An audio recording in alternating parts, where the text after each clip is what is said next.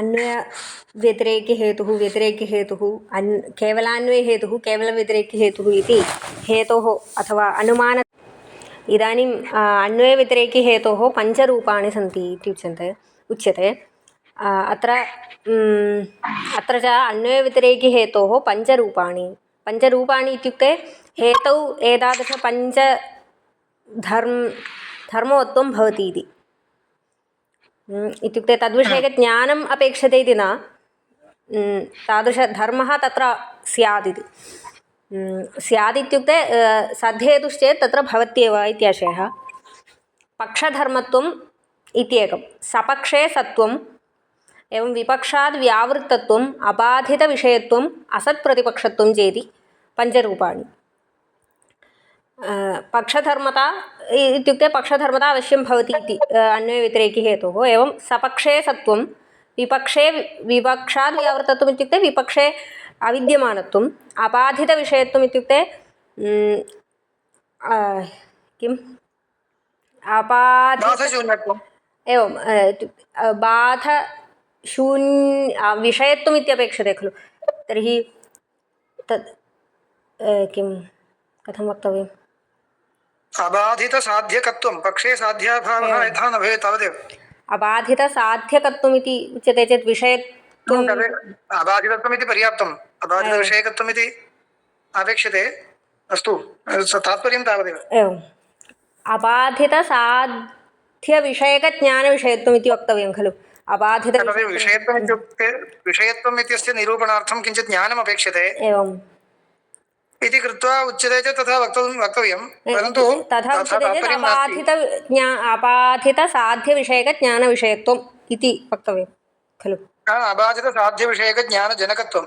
विषयत्वम् इति कथं भवति तर्हि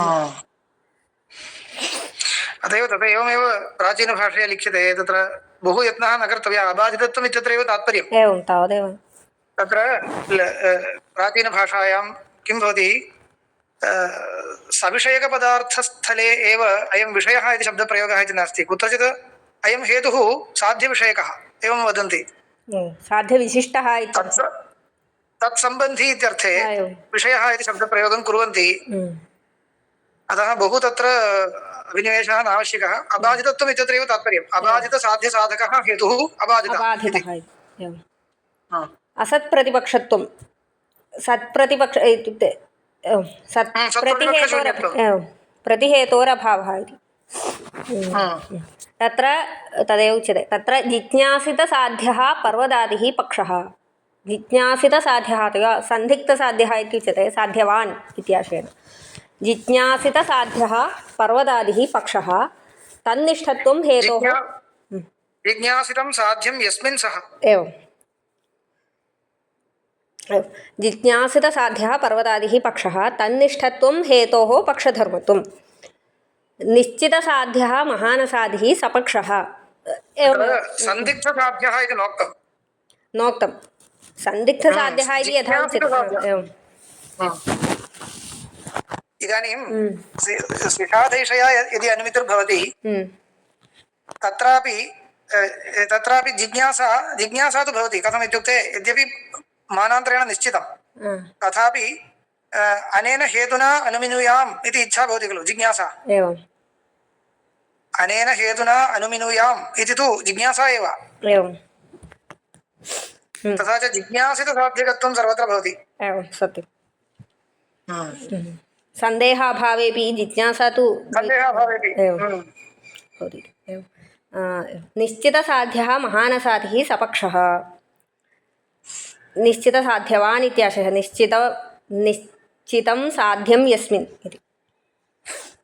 निश्चितसाध्यः महानसादिः सपक्षः तत्र वर्तमानत्वं सपक्षे सत्वं निश्चितसाध्याभावः महाह्रदादिः विपक्षः तत्र वर्तमानत्वं विपक्षाद् व्यावृत्तिः साध्यस्य अबाधितत्वम् अबाधितविषयत्वम्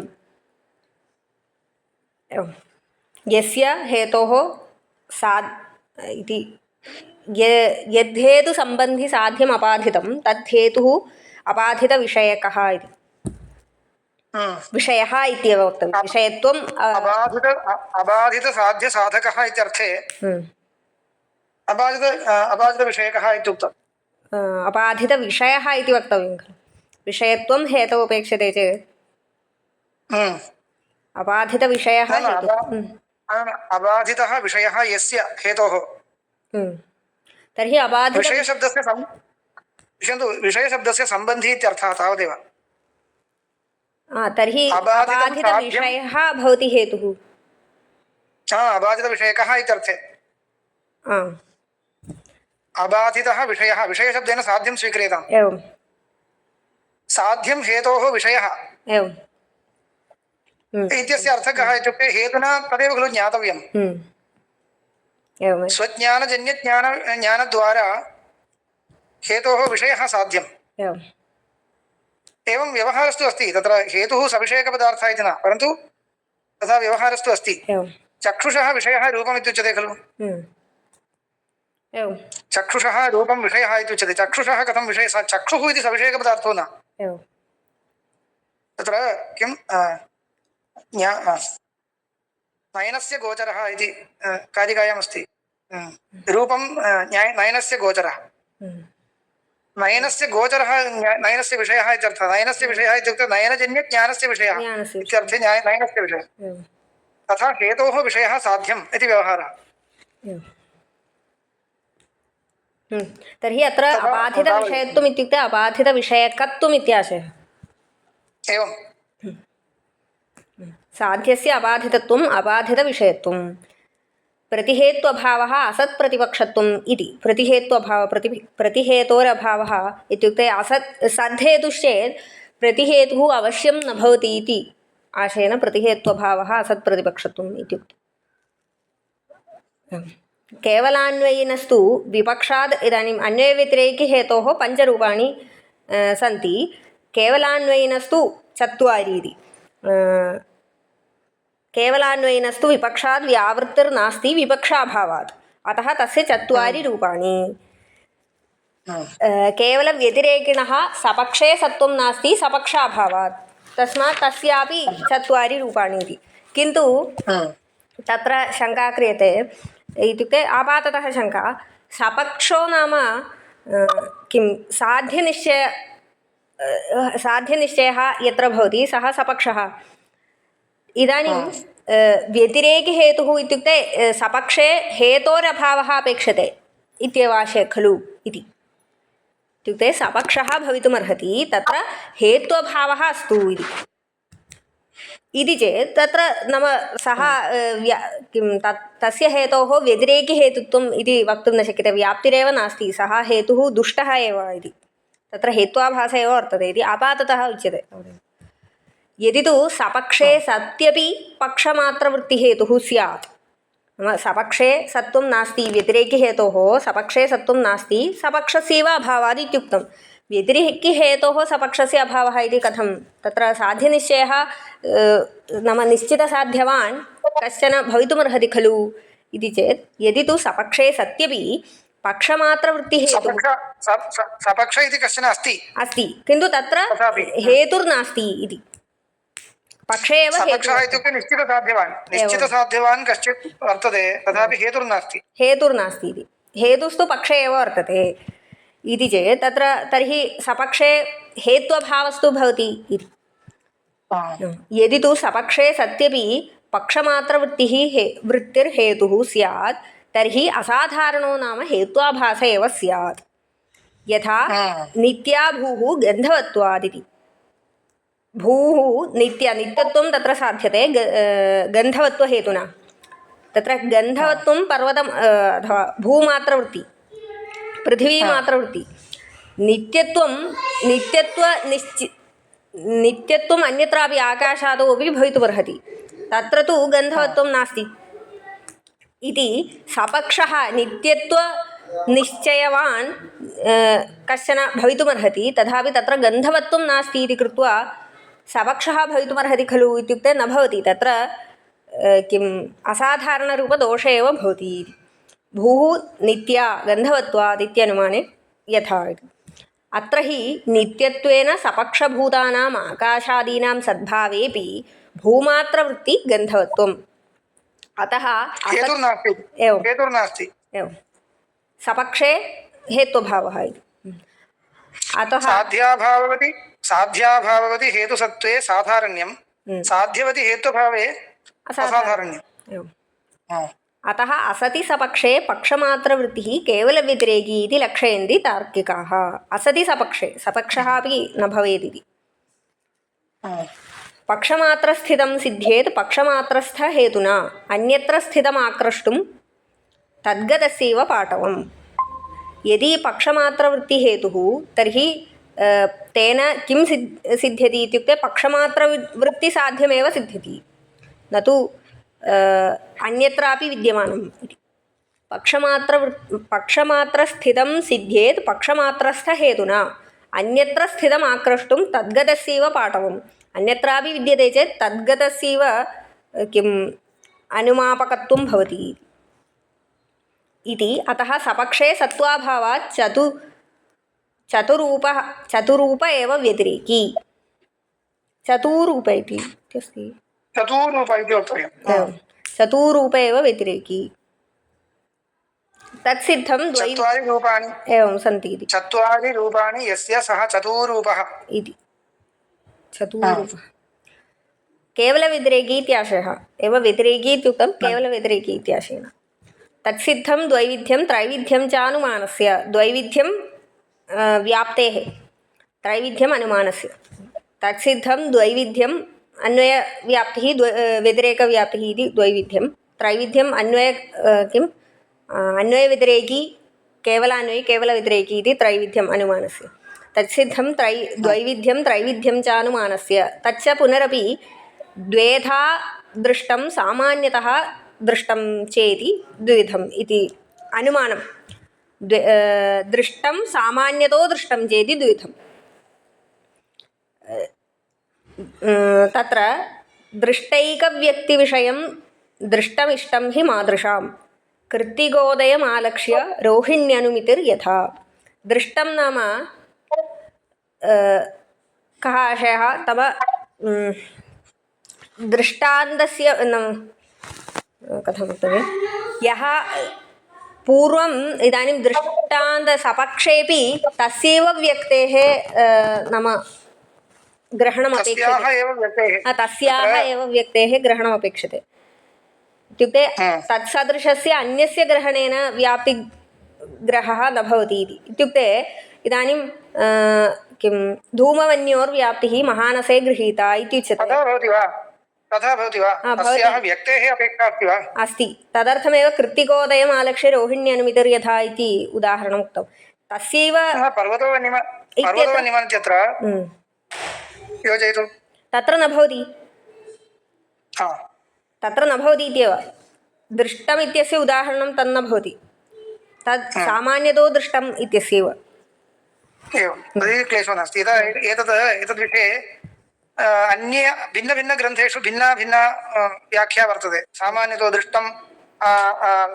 दृष्टम् इत्यादि विषये भिन्नभिन्नव्याख्या दृश्यते अस्तु इदानीं व्यक्तेरैक्यम् अपेक्षते एवम् इत्युक्ते तार्किकमते एवं नास्ति इत्यपि आचार्यैः उक्तम् इत्युक्ते दृष्टमित्यनेन तार्किकैः किं स्वीक्रियते नाम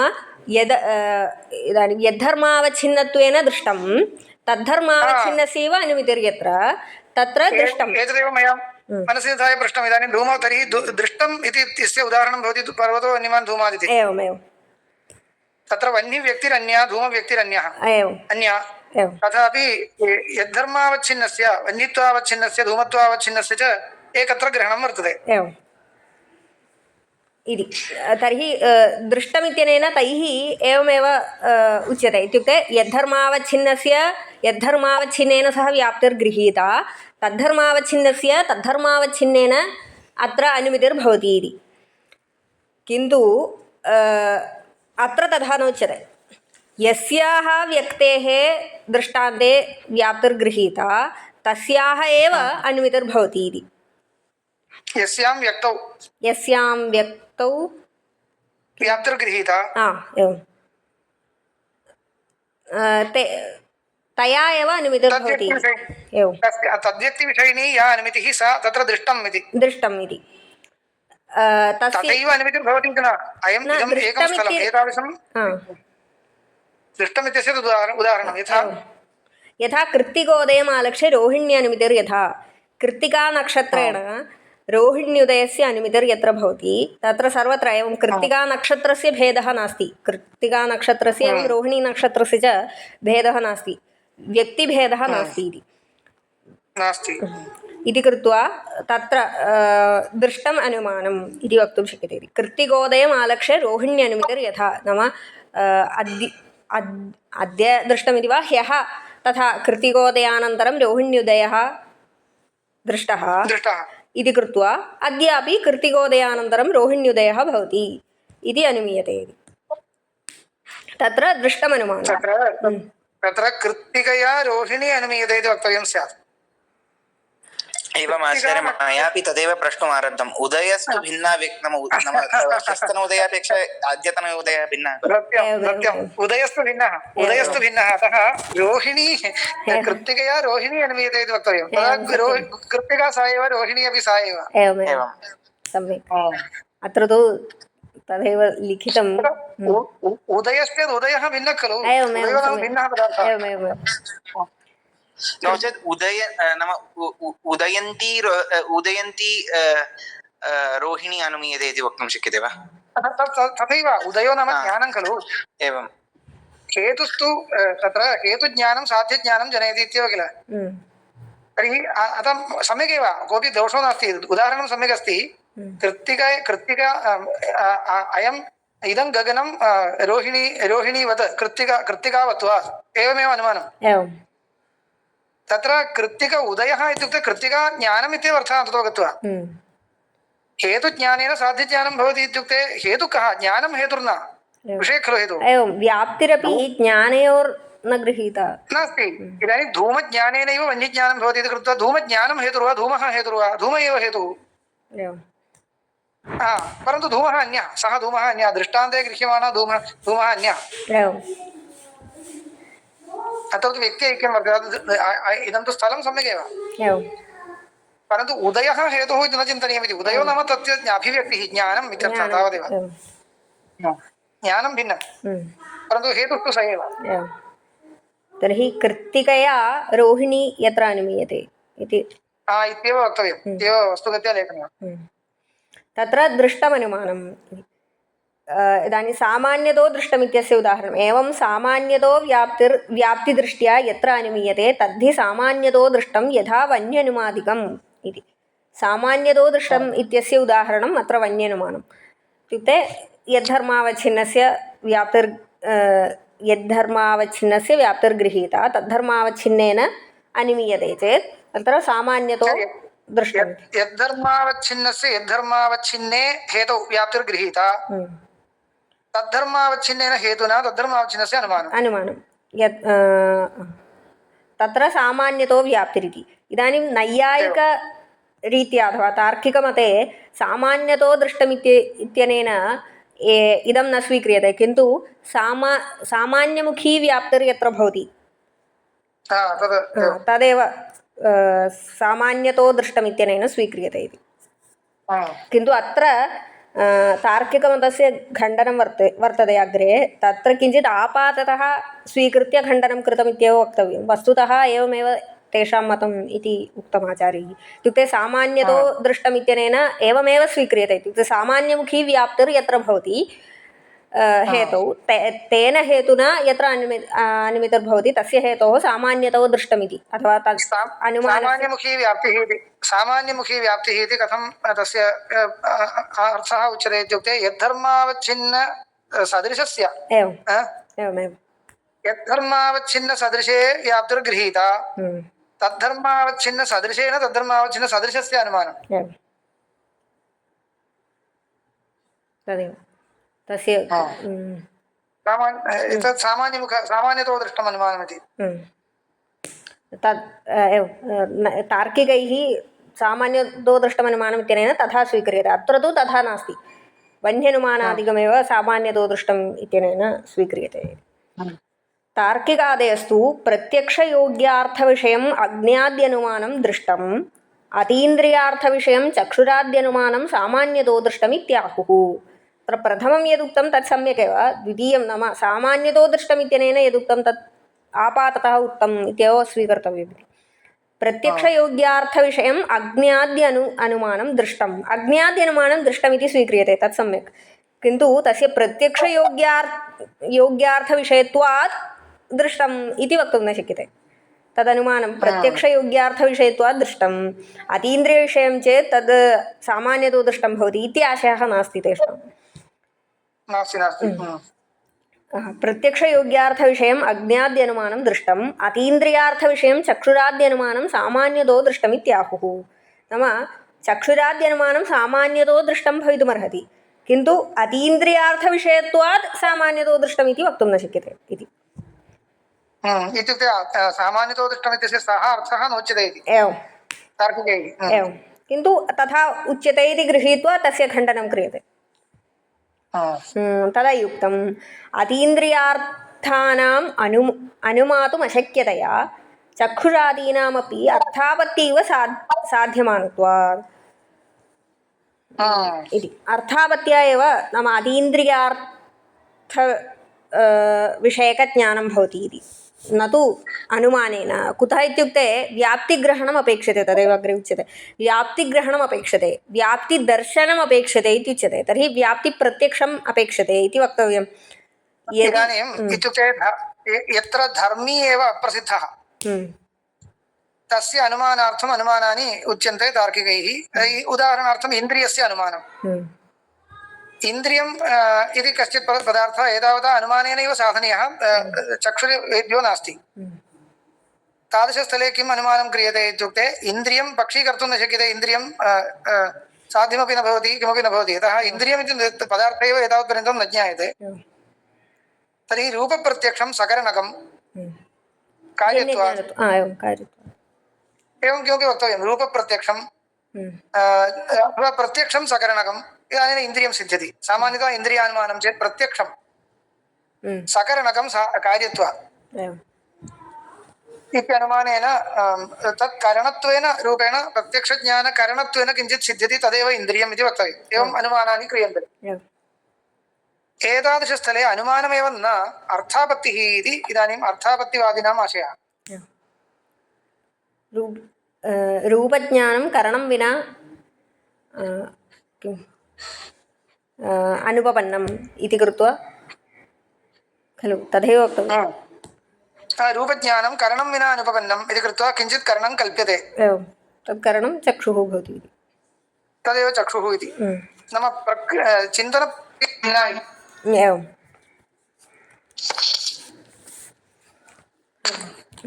तदेव उच्यते। व्याप्त्येकशरणं तावद् अनुमानम् इति स्थितं तद्व्याप्तिदर्शितान् मार्गात् चलितुं क्षमते कुतः। व्याप्त्येकशरणं तावद् अनुमानम् इति स्थितं, व्याप्त्या एव अनुमितिर्जायते इति स्थितम्। एतावता ग्रन्थेन तदेव निश्चितम् इति। व्याप्त्येकशरणं तावद् अनुमानम् इत्युक्ते अनुमितिः इति स्थितं तद्व्याप्तिदर्शितान् मार्गात् चलितुं क्षमते कुतः। व्याप्तिदर्शितात् मार्गात् अन्यत्र कथं चलितुं शक्यते, न चलितुं शक्यते इति। व्याप्त्येकशरणं तावद् अनुमानमिति स्थितं तद्व्याप्तिदर्शितात् मार्गात् चलितुं क्षमते कुतः। ततश्च व्याप्तिविज्ञाने यादृशं वस्तु दृश्यते तादृगेवानुमातव्यं यथोष्णो भास्वरो अनलः। व्याप्तिविज्ञाने तर्हि व्याप्तिदर्शनमपेक्षते इति जातं। व्याप्तिदर्शनमपि नाम यथा व्याप्तिग्रहणकाले गृहीतं तथैव अनुमितौ अपि विषयो भवति इति वक्तव्यं।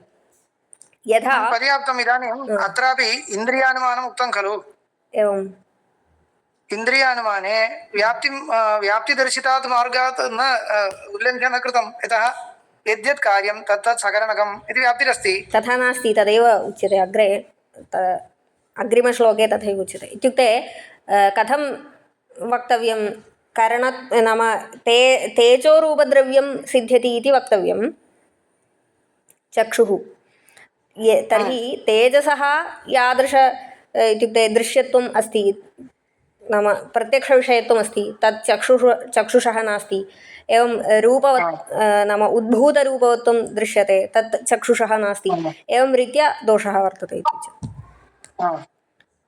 तदर्थमेव यथा उष्णो भास्वरो अनलः इत्युक्तम् इत्युक्ते वह्निः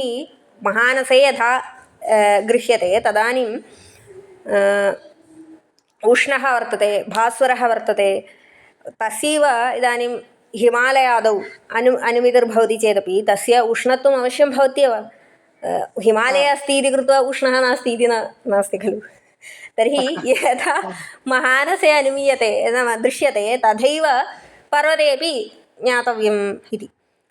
तर्हि इन्द्रियस्थलेपि तथैव वक्तव्यं स्यात् तथा सति किं भवति इन्द्रियस्यापि दृश्यत्वं भवति उद्भूतरूपवत्वं भवति एवं ततश्च किं जातम् इदानीं यदि अनुमीयते इत्युच्यते तर्हि चक्षुरिन्द्रियं साध्यते इति वक्तव्यं तदेव चक्षुरिन्द्रियम् इन्द्रियत्वेन रूपेण साधयितुं न शक्यते अनुमाने एवं कारणत्वेन रूपेण साधयितुं शक्यते तर्हि विशिष्य तत्तद्रूपेण साधयितुं न शक्यते इति एवं इदानीं करणत्वेन रूपेण अपि तत्र प्रत्यक्षत्वं भवितुमर्हति खलु नाम व्याप्तिग्रहणस्थले यत्र व्याप्तिर्गृह्यते तत्र करणस्य प्रत्यक्षत्वमस्ति इति वक्तुं शक्यते खलु करणस्य प्रत्यक्षत्वं भवतु तर्हि अत्रापि करणस्य इन्द्रियस्य प्रत्यक्षत्वं स्यात् तत् किमर्थं यद्यत् कारणं तत्तत् यद्यत् कार्यं तत्तत् सकरणकम् इति एका व्याप्तिः गृह्यते दण्डघटयोः इति चिन्त्यताम् दण्डघटयोः यथा यद्यत् कार्यं घटः तत् सकरणकम् इति घटे व्याप्तिर्गृह्यते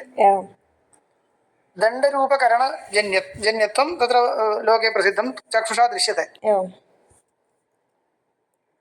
इति कृत्वा पक्षेपि तथा भवितव्यमिति वा पक्षे न साध्ये नाम इदानीं करणत्वेन दण्डस्य करणत्वं इत्युक्ते करणस्य प्रत्यक्षविषयत्वमस्ति दण्डस्य प्रत्यक्षविषयत्वमस्ति व्याप्तिग्रहणकाले अस्ति तत्र अस्ति तर्हि यत्र साध्यते तत्रापि प्रत्यक्षविषयत्वं भवति इति तदा उच्यते तदेव इत्युक्ते यदा प्रत्यक्षेण गृहीतया व्याप्त्या तत्र प्रत्यक्षविषयीभूतं करणमेव प्रत्यक्षविषयीभूतकरणविशिष्टत्वमेव दृष्टं वर्तते व्याप्तिग्रहणकाले तद्वत् यदा तेन अनुमीयते तर्हि अनुमाने यादृशं दृष्टं तादृशमेव रूपं अनुमानं साधयिष्यति अनुमानप्रमाणेन सिद्ध्यति तथा च प्रत्यक्षविषयीभूतदण्डादिकरणविशिष्टत्वमेव तत्र दृष्टान्ते दृश्यते घटे इति कृत्वा तादृशमेव करणं सिद्ध्येत् तथा च इन्द्रियं प्रत्यक्षमेव सिद्ध्येत् अप्रत्यक्षम् इन्द्रियं न सिद्ध्येत् इति आशयः एवम् अनुमानस्य स्वभावो वर्तते इति स्वीकृत्य उच्यते अयं स्वभावो नास्ति इति तार्किकैः वक्तव्यम् ततश्च व्याप्तिविज्ञाने यादृशं वस्तु दृश्यते तादृगेवानुमातव्यं यथोष्णो भास्वरो अनलः न च अतीन्द्रियवस्तूनां प्राग्दृष्टाकारयोगिता इदानीम् अत्र दृष्टान्तः दत्तः यदि नो चेत् तत्र हिमालयस्थो वह्निः शीतः साध्येत यदि तथा नास्ति कश्चित् साधयेत् तथा तु न शक्यते इत्यनेन किं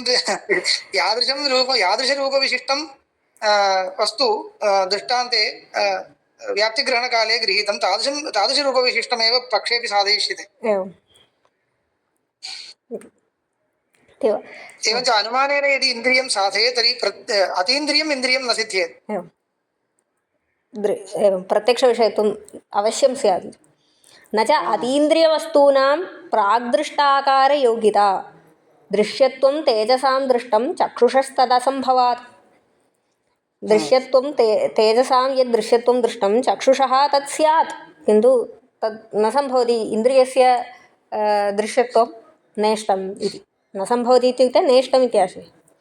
अत एव हि सर्वत्राप्यत्यन्तादृष्टसाधने विशेषबाधकं नाम दोषं घोषयितास्महे विशेषबाधकमिति हेत्वाभासः अग्रे तस्य निरूपणं भवति तत्र इतोपि किञ्चित् विचारणीयमस्ति अत्र पश्यन्तु यद्यत् कार्यं तत्तत् सकरणकम् इत्येव खलु व्याप्तिर्गृह्यते एवं प्रत्यक्षकरणकं प्रत्यक्षविषयीभूतकरणविशिष्टम् इति नापेक्षते इति व्याप्तिर्न गृह्यते इति नापेक्षते खलु इति तार्किकः पृच्छति यद्यत् कार्यं तत्तत् सकरणकम् इत्येव व्याप्तिः लाघवात् तदपेक्षया यद्यपि तत्र दण्डस्तु प्रत्यक्षविषयीभूतकरणं भवति अस्तु तथापि यद्यत् कार्यं तत्तत् सकरणकम् इत्येव व्याप्तिरपेक्षते न तु तत्रैव तर्को लभ्यते किन्तु अत्रापि अत्र किमुक्तं तथा व्याप्तिर्गृह्यते इति नोक्तम् इत्युक्ते प्रत्यक्षविषयत्वविशिष्टतया व्याप्तिर्गृह्यते इति नोक्तम् अवश्यं तत्र तदपि भवति इति इदानीम् उदाहरणे किमुक्तम् उष्णः भवति अनलः मयापि तदेव वक्तुमारब्धं व्याप्तेरागारस्तु स एव भवतु परन्तु इयं व्याप्तिः कुत्र भवता गृहीता यद्यत् कार्यं तत्तत् सकरणकम् इति व्याप्तिः भवता कथं गृहीता इति वक्तव्यं प्रत्यक्षस्थलेषु खलु गृहीता नाम कार्यं दृश्यते तस्य करणं च दृश्यते घटः कार्यं दण्डः करणं पटः कार्यम् अन्यत् किञ्चित् तत्र करणम् एवं रीत्या कार्यं दृश्यते करणं दृश्यते कार्यं दृश्यते करणं दृश्यते दृश्यमानेषु स्थलेषु खलु व्याप्तिर्गृहीता यत्र तु करणम् अनुमीयते तत्र तु तन्न इदानीं न निर्णेतुं शक्यते करणमस्ति वा न वा इति तर्हि सर्वत्र प्रत्यक्षस्थल कार्यमपि प्रत्यक्षं करणमपि प्रत्यक्षं तादृशेषु स्थलेषु खलु गृह्यते व्याप्तिः इति कृत्वा गृह्यमाणा सा व्याप्तिः प्रत्यक्षकरणविशिष्ट एव गृह्यते न तु अन्यादिशं ग्रहीतुं शक्यते इति यत्र तु करणं न प्रत्यक्षं तत्र तु न तत्र ग्रहणं न भवति इदानीम् एवञ्च करणं भवता करणं द्विविधं भवितुमर्हति प्रत्यक्षयोग्यं करणं प्रत्यक्ष अयोग्यं च करणम् इति इदानीं कथं वक्तुं शक्यते अनुमीयते भवता वक्तव्यं न अनुमानात् पूर्वं खलु व्याप्तिर्गृह्यते एवञ्च व्याप्तिर्ग्रहणकाले सर्वत्र चक्षुषा दृष्ट्वा खलु ग्रहीतव्यं चक्षुषा अदृष्ट्वापि करणं द्विविधम् इति इदानीं भवता वक्तुं न शक्यते व्याप्तिग्रहणकाले प्रत्यक्ष अयोग्यमपि किञ्चित् करणं भवति प्रत्यक्षयोग्यमपि किञ्चित् करणं भवति इति इदानीं वक्तुं न शक्यते तस्मात्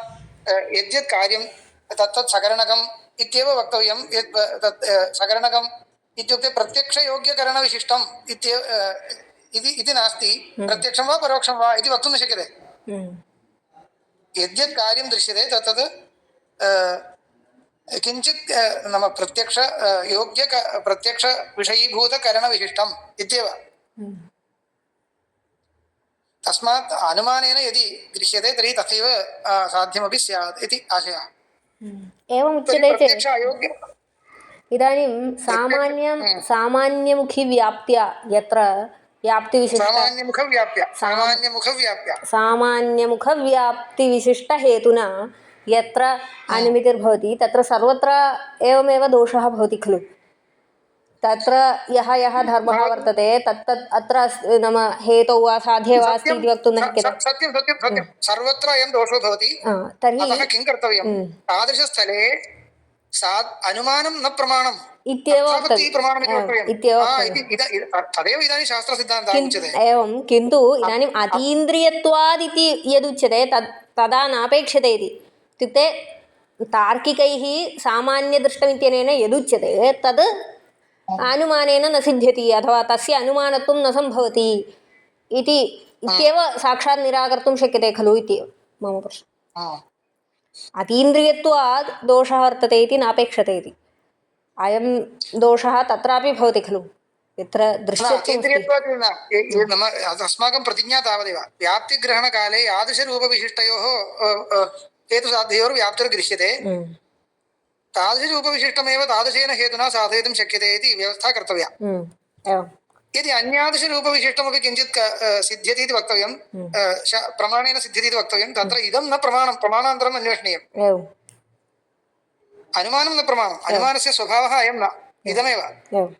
यदा भवता अतीन्द्रियम् अपि किञ्चित् करणं साधनीयं वा तदा अनुमानेन न सिद्ध्यति अर्थापत्या इति उच्यताम् इत्येव तथैव अस्तु अद्य समापयामः इदं पठित्वा श्लोकद्वयमेव अत एव हि सर्वत्रापि अत्यन्तादृष्टसाधने विशेषबाधकं नाम दोषं घोषयिता स्महे विशेषबाधकमिति हेत्वाभासः भवति इति यत्र अदृष्टस्य साधनं येन अनुमानेन भवति तत्र विशेषबाधकमिति हेत्वाभासो भवति अत एव हि सर्वत्रापि अत्यन्तादृष्टसाधने विशेषबाधकं नाम दोषं घोषयिता स्महे तस्मात् रूपादिसन्दर्शनान्यथानुपपत्तितः चक्षुराद्या प्रसाद्यन्ते न तेषु अनुमितिर्मता